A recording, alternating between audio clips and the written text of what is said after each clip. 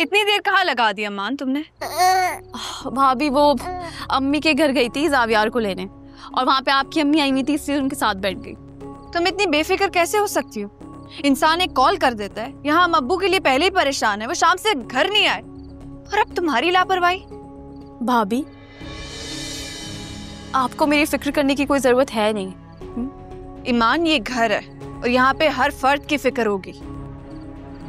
मर्द हजरात घर आ चुके हैं और खाने के लिए कुछ नहीं बना हुआ। तुम्हें याद नहीं है तुम्हारी और फबिया की ड्यूटी थी खाना बनाना?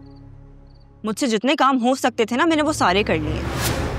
और आप तो मुझसे कह रही थी कि एक मासी आने वाली है क्योंकि घर के काम बहुत ज्यादा बढ़ गए। क्या हुआ उसका? अभी तक आई क्यों नहीं? फबिया, मैंने मासी का बोला हुआ है, शाम तक आ जाएगी वो।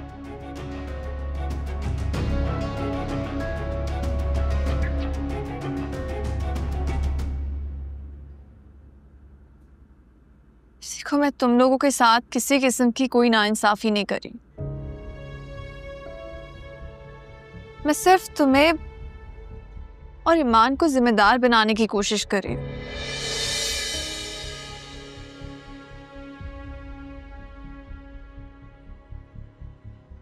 मैं जानती हूँ तुम लोगों को ये सब कुछ वक्ती तौर पे बहुत बुरा लगेगा, लेकिन यकीन करो इस सब में ही हमारी भलाई है और इस घर की भी। कभी ठंडे दिमाग से सोचोगी ना, फिर समझ आएगा मैं सब क्यों कर रही हूँ। महक भाभी, मैं अब अपने बेटे के पास जा रही हूँ। जितने काम मुझसे हो सकते थे ना, मैंने वो सारे कर लिए। अब बाकी के जो काम बच गए ना, वो आप देख लीजिएगा। और वैसे भी मुझे अपनी मम्मा के घर जाना है, वो यूएस जा रही हैं। ठीक है? ठीक है।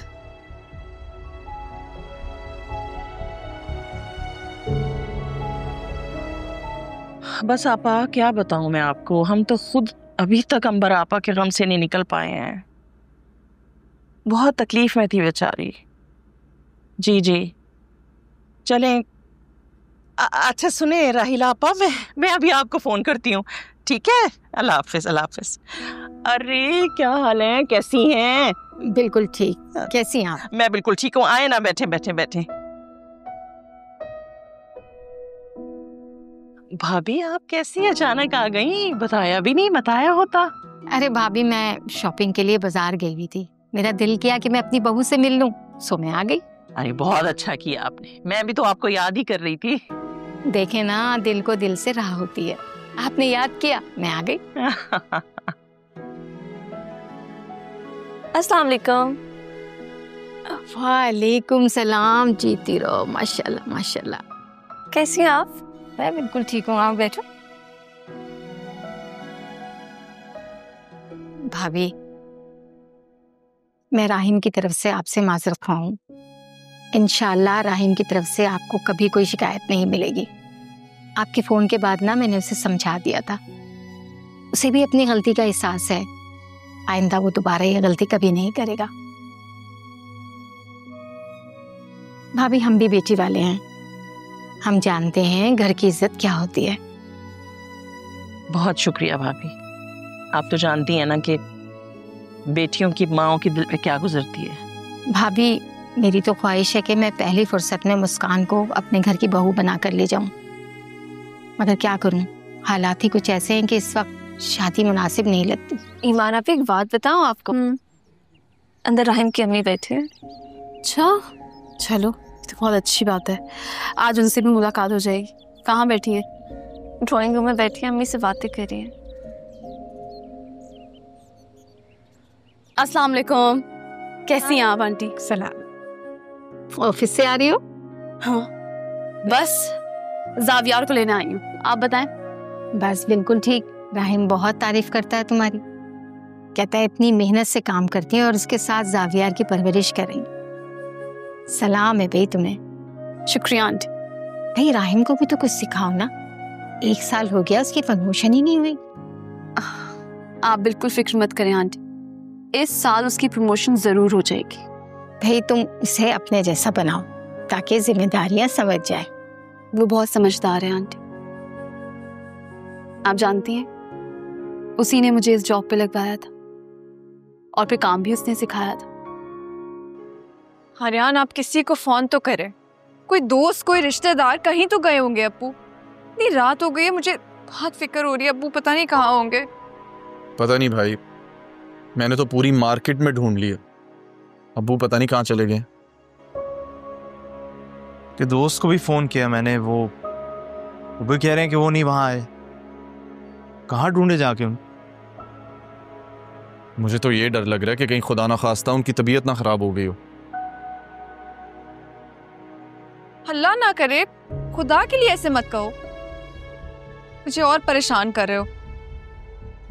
बस दुआ करें अब्बू जहां भी हों सही सलामत घर पहुंच जाएं। आमीन। वैसे मुझे उनकी ये आदत बिल्कुल समझ नहीं आती, बिना बताए घर से पता नहीं कहाँ चले जाते हैं। हाँ, उन्हें एहसास होना चाहिए कि घर वाले परेशान होंगे उनके लिए। खैर तुम लोग फिक्र ना करो, इंशाल्लाह खैर से वापस आएंगे, वो बच्चे नहीं है।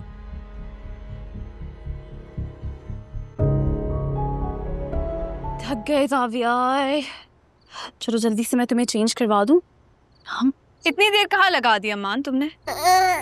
भाभी वो अम्मी के घर गई थी जावियार को लेने, और वहां पे आपकी अम्मी आई हुई थी, इसलिए उनके साथ बैठ गई। तुम इतनी बेफिक्र कैसे हो सकती हो?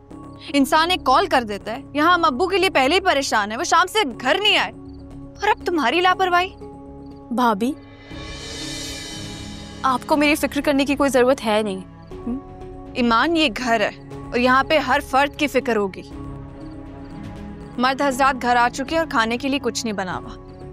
तुम्हें याद नहीं है तुम्हारी और फबिया की ड्यूटी थी खाना बनाना? खाने में अभी वक्त है, जब खाने का वक्त होगा खाना तैयार होगा। आप मत परेशान हो प्लीज। आप जावियार को पकड़े, मैं चेंज करके किचन में जा रही हूँ।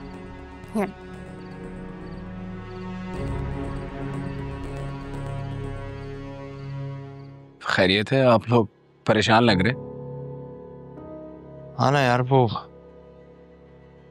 सुबह के बाहर निकले में पता ही नहीं है कि कहाँ है, अभी तक वापस ही नहीं आए, राब्ता ही नहीं हो पा रहा। लेकिन अब्बू गए कहाँ? यही तो समझ नहीं आ रही यार। अच्छा, परेशान होने की जरूरत नहीं है, वो आ जाएंगे, किसी दोस्त से मिलने गए होंगे। हर जगह पता किया है, कहीं से जवाब नहीं आ रहा।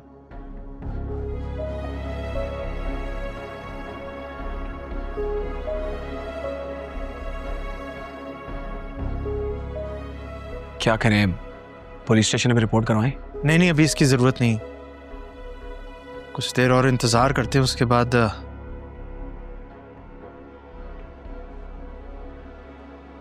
पहले तो हॉस्पिटल्स के इमरजेंसी वार्ड्स देखेंगे जाकर। अल्लाह ना करे कोई हादसा हो गया। अल्लाह ना करे। आ जाने दो अब्बू को, आज मैं उनसे खुद बात करूंगा। घर वाले इतने परेशान और उनका कुछ पता ही नहीं है। जावीर परेशान मत हो, इंशाल्लाह आ जाएंगे अब्बू।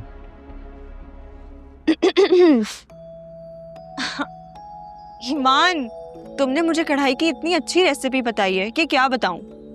Thank you so much. मुझे यकीन ही नहीं आ रहा कि मैं इतनी अच्छी कढ़ाई बना सकती हूँ। कहा था ना कि तुम कर लोगी। हाँ, वो तो मैं कर लूंगी, लेकिन मुझे परेशानी इस बात की है कि रोज कैसे करूंगी।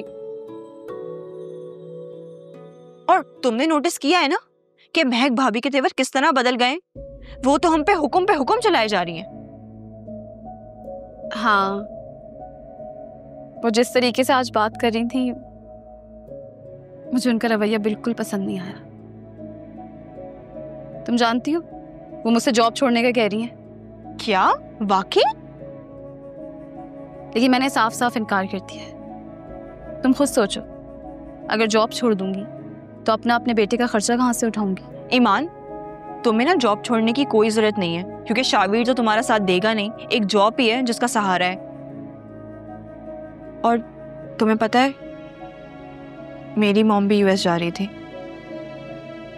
मैं जब उनसे मिलने गई थी ना, तब भी महक भाभी का मूड बहुत ही खराब था। तुम फिक्र नहीं करो। अब्बू,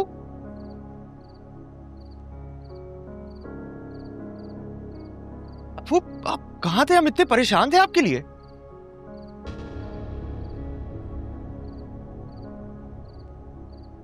मैं बेटा वो तुम्हारी माँ की कब्र पे गया था।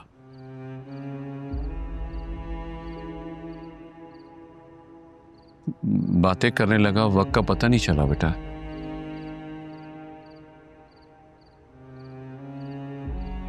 आपका फोन भी बंद था अब्बू।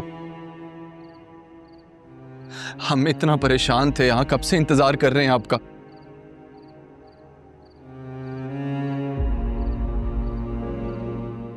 फोन वो बैटरी डाउन हुई, पता ही नहीं चला मुझे। आपको पता भी हम कितने परेशान हो रहे थे यहाँ पे, और आपको हमारी कोई फिक्र ही नहीं है।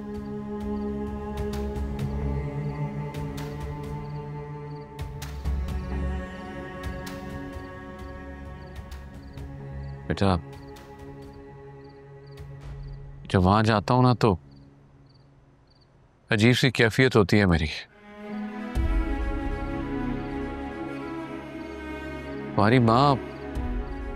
तुम्हारी माँ ऐसी पुरसुकून सो रही थी जैसे कोई बच्चा अपनी माँ की गोद में सोता है।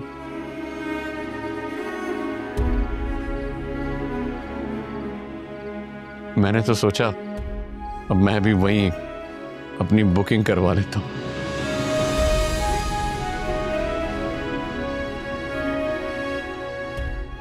उसके पास ही आके रहना शुरू कर दूंगा। अब्बू प्लीज, आपसे कितनी दफा कहा है इस तरह की बातें मत किया करें यार, तकलीफ होती है हमें। हम तीनों भाई अम्मी की जुदाई का गम सह रहे हैं ना अब्बू, कर रहे हैं ना बर्दाश्त, आपको भी करना होगा। मैं कोशिश कर रहा हूं बेटा, कोशिश कर रहा हूं मैं उसे भुलाने की, लेकिन मुमकिन नहीं है बेटा। मैं क्या करूं जो मैं उसके बगैर जीना सीख नहीं पाया हूं। मैं शर्मिंदा हो रहा हूं बेटा, मेरी वजह से आप लोग की हंसती बसती जिंदगी डिस्टर्ब हो रही है। आप लोग की अपनी लाइफ है बेटा। नहीं नहीं नहीं, इसमें बुरा मनाने की बात नहीं है, ना ही मैंने बुरा मनाया है। मेरी वजह से तुम लोग डिस्टर्ब हो रहे हो। क्या करूं जो घर आता हूं तो वो चाय की प्याली लेकर मेरे सामने नहीं खड़ी होती। क्या करूं जो मेरे लिए वो जानेमाज का मुसल्ला नहीं बिछाती। क्या करूं जो दवाई के लिए हाथ बढ़ता है तो उसका हाथ नहीं होता मेरे पास।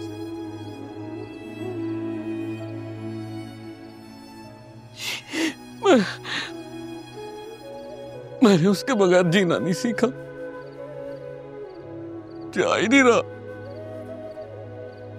मेरी वजह से तुम लोग डिस्टर्ब होते। मैं माफी मांगता हूँ आप लोग, पर मैं मजबूर हूँ बच्चों।